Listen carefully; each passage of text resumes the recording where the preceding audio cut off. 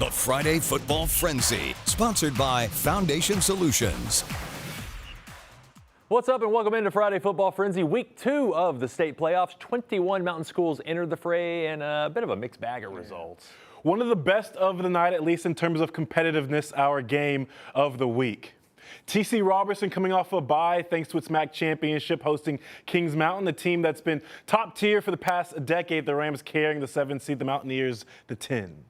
Okay, so we're off a bye to open the gates. It's a chilly night, and it's time to play. Playoff football in Skyland, who do you want to be? Second Rams possession in a scoreless game. Little things not in sync. The snap on the punt is high. Karad Harris scoops it, but doesn't feel like he can continue to punt it. It'll be a safety, 2-0 Kings Mountain. It was 5-0 after a field goal entering the second now when TCR gets busy. Harris on the keeper. Harris on the score. The Rams lead, at least for some seconds, because the first play of offense for the Mountaineers, William Tex Vaughn. One, that's a name. 6'4" senior, 230-pound tight end is out of there. Kings Mountain back on top, 11-6. They'd score again in the second. It was 18-6 at recess. Once the band wraps their show, the Rams put together some plays. Ends with Riddick Dinwiddie in the painted area, 18-12 TCR to the fourth.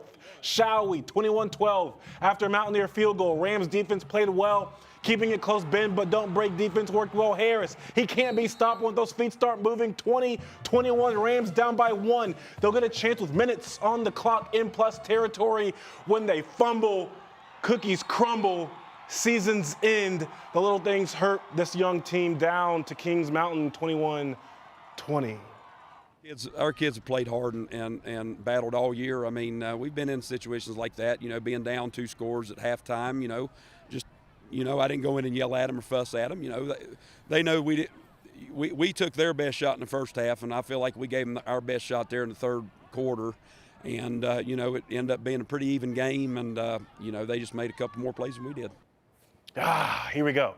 I'm seeing these for the first time. Let's see what we got. Northern Guilford's 46-13 over Asheville. Oh, Cougars. AC. Oh, hey, it happens. Charlotte Catholic wins 27-0. Hey, my guys, South Point wins 48-13. It is what it is. Maybe some better luck on scoreboard, too. Unfortunately, not for West Henderson, 56-13. They fall to East Lincoln. Chris, what's happening? No luck at Hibriten, 43-13, and we are 0-for-6 on the scoreboard because Mount Pleasant takes down Tuscola by 10. I got a win for you. Moving on to 4A. Top seed Brevard hosting 16th seed West Stokes. The Blue Devils already up 6-0 first quarter and back at the 1. Braylon Thompson crashes through to make it 14-0. But they're not done in the opening period. Back inside the 5, Christian Conley flips it out to Tristan Thompson. Win.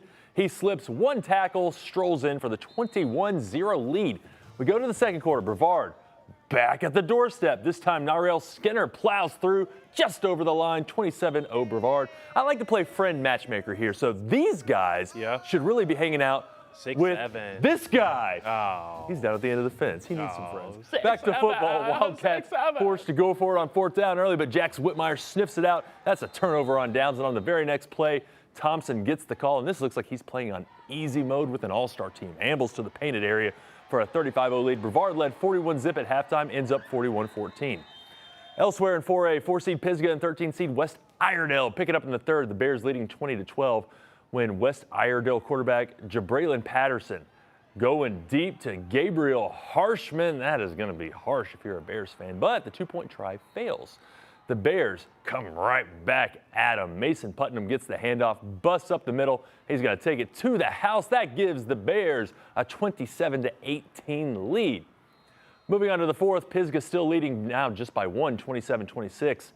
Matthew Mahaffey, solid quarterback there in Canton, is going to lob it up for Hunter Nelson, and after what feels like an eternity, the refs finally make the touchdown call. Pisgah holds on for a 41-26 victory.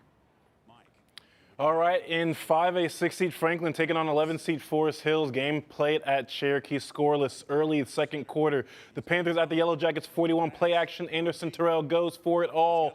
Gabe Harrison, he reels it in for the 7-0 Franklin lead. Same score late in the third, but from the 1, the give goes to Garrett Young, and he slices in to make it double the lead, 14-0 Forest Hill. Rallies, though, 7 minutes to go when Franklin will pull it out in a close one.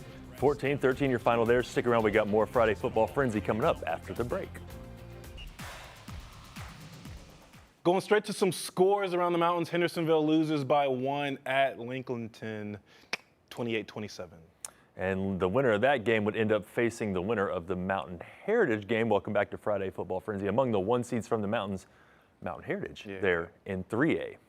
And they're no stranger to that distinction, so pressure doesn't apply in Burnsville. The Cougars playing host to 16-seed West Lincoln for the second round. Heritage doesn't really care about situational football sometimes. 4th down, cool. Kason Jones is just going to break off a 31-yard run and get them a brand new, fresh set of downs. But they only need 1 play. Erwin Rodriguez carries it in from the 8, and that is going to make it 8-0 in favor of the Cougars. Next possession, they're going to turn to Jones again, this time with a little trickeration, a little flair, if you will, and he's going to reward them with a 12-yard touchdown jaunt to make it 16-zip. Moving on to the second quarter, Cougars on the 8 again, and again. They go to Rodriguez, and again, he scores. Wash, rinse, repeat should be the motto for Mountain Heritage football because, believe it or not, on the 8 again, Rodriguez again, touchdown again, 30-6, Cougs lead. And right before half, Braden Deaton has all the faith in the world in Jones because he puts it between 3 Rebels. He comes down with it 60 yards to the house. Looking back, letting them know, I got that. Up. Heritage cruises it around 3, 46-13. All right, second quarter, Shelby up 28-14. It's going to be a big night for the Golden Lions. Combo of Land Farmer and Lorenzo Roseboro. Here they score from the 15. 2-point conversion good. Shelby up 36-14. Ensuing kickoff, East Rutherford's C.J. Jackson scoops it up, breaks it to the right and takes it all the way. 2-point conversion fails, scores now 26-20. Shelby answers right away. Unfortunately, I believe this is the Thomas Jefferson classical video. Oh, yeah. So I'll tell you what, how about prompter scroll back up to the top of this and let's move on to the next set of highlights. We'll get that corrected for the morning show. So here we go. Next game, let's go on. We're going to have East Rutherford playing host to Shelby. Marvin, take it away. All right, so that's now the that Garen, scroll up for us, please. Yeah, there we go. Ensuing kickoff, there is East Rutherford fielding it. Now they're going to take it to the house all the way, but unfortunately, that is not going to be quite enough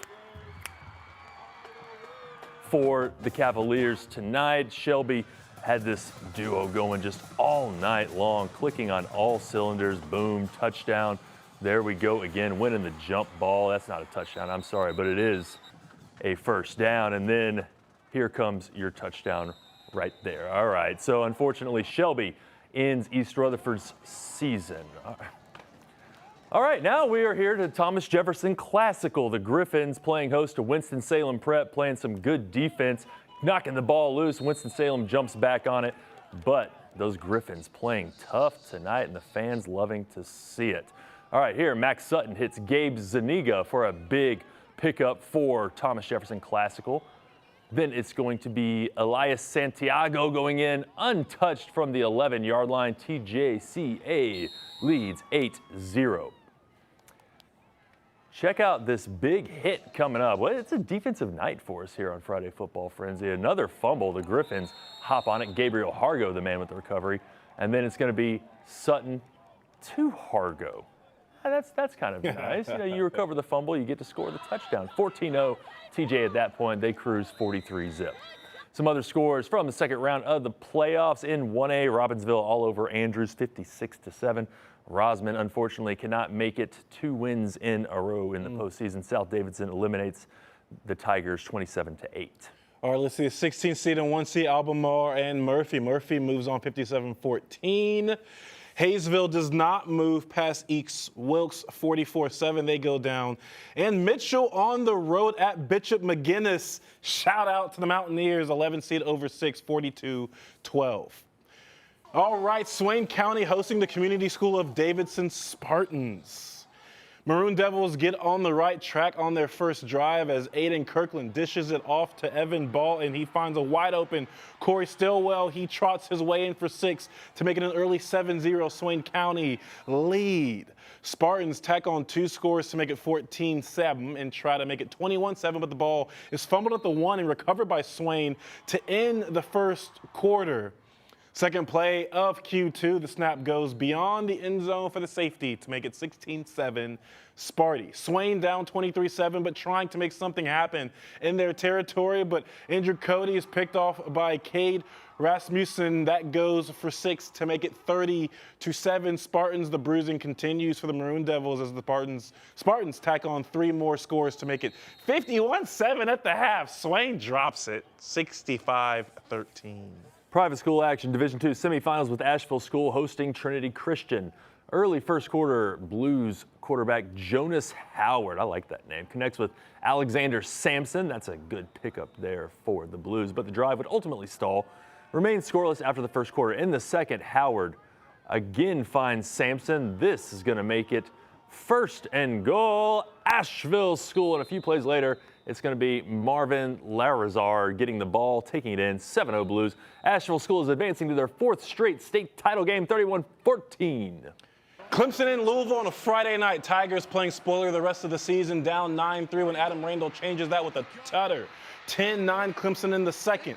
In the third, Cardinals with trickery. It's going to be a reverse. Home team on top again, 19-10.